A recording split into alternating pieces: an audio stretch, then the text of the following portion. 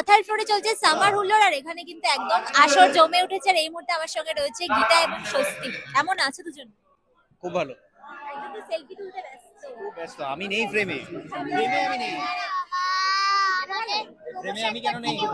Hello, আমি কেন ফ্রেমে নেই? তোমায় ধরতে পারছি না। আমি নিতেই পারছি না।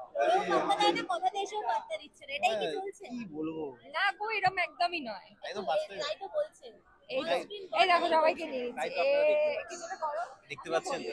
পাত্তা দিচ্ছেন না। অনেকক্ষণ ধরে অনেক কিছু কি কি বললে তাও পাত্তা দিল না? বললাম, ফটোতে ফ্রেমে নাও আমায়। আচ্ছা, তারপরে বললাম একটু ফটো তুলে দাও, একটু আমার কাছে কাছে বসো। আচ্ছা আজকে কেমন লাগছে?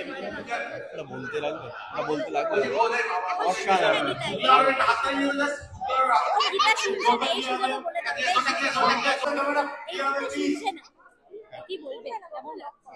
গীতাকে দারুণ লাগছে। হ্যাঁ, খুব সুন্দর শাড়িটা অ্যাকচুয়ালি মানাচ্ছে। খুব সুন্দর একটা শাড়ি পরেছে, অসাধারণ লাগছে। স্বাভাবিক, আমি সবসময় বলে থাকি, এখনো বলছি, তাই খুব ভালো লাগছে। কি বলবো? তারিফ করে দিলে শুনতে পারবো। দেখতে থাকুন আমি গীতা ওর এলে তারিফ করছি। আমার ও খুব প্রিয়। এই যে সামার হুল্লোড়ে তোমার এত তারিফ করলো অন স্ক্রিন, বর কি বলবে? ও সবসময় আমার তারিফ করে, আমি হ্যাবিচুয়েটেড হয়ে গেছি। কিন্তু পাত্তা দিচ্ছে না কেন? খুব দুঃখী হয়ে আছে। বললো ফ্লোরে এমা, মুখটা কেমন করছে? দিচ্ছে না। এই কি শরীর খারাপ লাগছে নাকি? ও একদিন মাথা ঘুরে পড়ে গেছে জানো, তারপর এরকম মুখ চোখ করলে আমার ভয় লাগে। ও একদিন আউটডোরে ও মাথা ঘুরে দেখেছে পড়ে গেছে। শুধু ও দেখে যায়। আমি হঠাৎ করে পেছন ঘুরেছি, পেছন মানে ওর দাঁড়ানোর কথা ছিল পেছনে, আমি এরকম পেছন ঘুরেছি, ঘুরে দেখছি নেই, কোথায় গেল, তাকিয়ে দেখছি মাটিতে পড়ে রয়েছে। আমি বলেছি গীতা। যাক, অন স্ক্রিন বউ পাত্তা না দিলে অফ স্ক্রিন কোয়াক্টার ভালোই খেয়াল। এখনো আমি জানি না তো, আমি তো এখনো বেডে আছি। অফ স্ক্রিনের কথা জিজ্ঞেস আচ্ছা, অফ করছি। Screen, sorry. না করবো না, আগে যেটা জিজ্ঞেস করছি হ্যাঁ, তো বল বল। এই যে অফ স্ক্রিন কোয়াক্টার তো খেয়াল রাখে, অন স্ক্রিন বউ পাত্তা না দিলেও অফ স্ক্রিনে খেয়াল রাখে কোয়াক্টার, সেটাই ও খেয়াল রাখবে, দেখো রাখবে, আমার তো তাই বিশ্বাস। আর এই সামার হুল্লোড়ে এসে কেমন লাগছে? একটু আলাদা ফ্লোরের থেকে সবার সাথে দেখা হচ্ছে। হ্যাঁ, এটাই তো আমরা ওয়েট করি অনেক সময়, যে ইভেন্ট হবে, সবার সঙ্গে দেখা করবো, বেশ ভালো লাগছে। না সত্যি এই ইভেন্ট গুলো মাঝে মাঝে এই বেশ কয়েকবার পরপরই হলো, তো সেই জন্য খুবই মানে এই যে সবার সাথে দেখা হয় একসাথে, নাহলে তো সবসময় নিজের শুটিং নিজের সবকিছু, এই এসে সবার সাথে দেখা হয় একসাথে, সবার সাথে খুব ভালো বন্ডিং, তো ভালো লাগে। সামারের হুল্লোড় মানে তোমাদের কাছে কি? সামারের ভ্যাকেশনটা যেটা স্কুলে পড়তো কিভাবে এনজয় করতে? আমি কোনো কালেই সামারের ভ্যাকেশন এনজয় করতাম। স্কুল হলে স্কুলের, এখন কাজের, আমার কাছে ভ্যাকেশন মানে হয় ছুটি কাটাতে যাচ্ছি বা ভালো ভালো খাচ্ছি বা বাড়িতে বসে আড্ডা মারছি, এগুলো তো এগুলো কোনোটাই করতে পারি না, তো আমার কাছে নো সামার হুল্লোড়। আমার জন্য মানে সামার হুল্লোড় মানে মানে সামার ভ্যাকেশন মানে আমি যত ভ্যাকেশন পেতাম আমার মামা বাড়ি, আমি মামা বাড়িতে যেতাম, মামা বাড়িতে থাকতাম, মামা বাড়িতে অনেক সময় কাটিয়েছি আর কি। হোস্টেলে পড়াকালীনও আমি তো হোস্টেলে থেকেছি গত 12 বছর।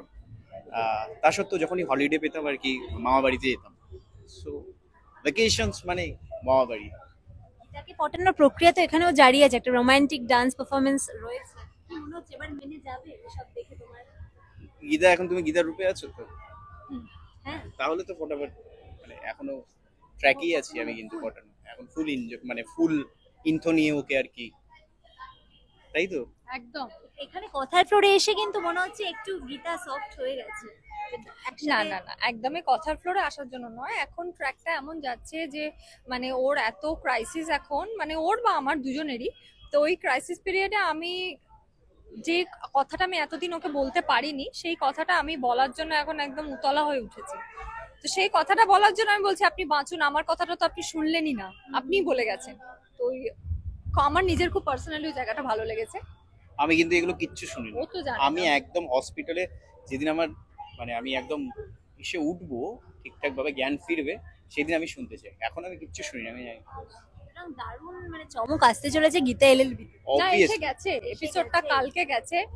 আর আমার পার্সোনালি কালকের এপিসোডটা আমার খুব পছন্দের, তোমার এখনো টিল ডেট ফেভারিট খুব ফেভারিট। আরো কয়েকটা হয়েছে, তার মধ্যে কালকেরটা একটা। হ্যাঁ আমারও অ্যাজ কুনাল আমি দেখলাম কালকে ওর পারফরমেন্স থেকে আমি নিজে কেঁদে ফেলেছি, সিরিয়াস। আমি সেটা কিন্তু বলি না, আমি বলি না। যে এপিসোডটা খুব ভালো। আমার খুব ভালো লেগেছে, মানে ওর যেভাবে, অবভিয়াসলি দাদার একটা ভালো স্ক্রিপ্ট, হ্যাঁ, কিন্তু তারপরে ওর যে একটা নিজস্বতা ওখানে পোর্ট্রে করেছে, নিজের ইমোশনস নিয়ে খেলেছে, লাভড ইট, আমার খুব ভালো লেগেছে।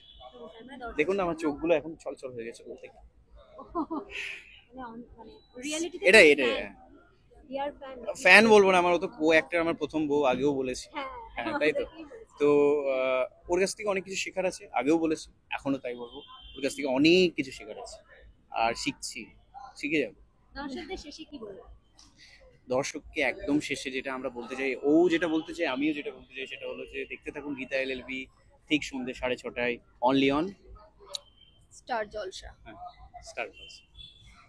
Thank you. Thank you.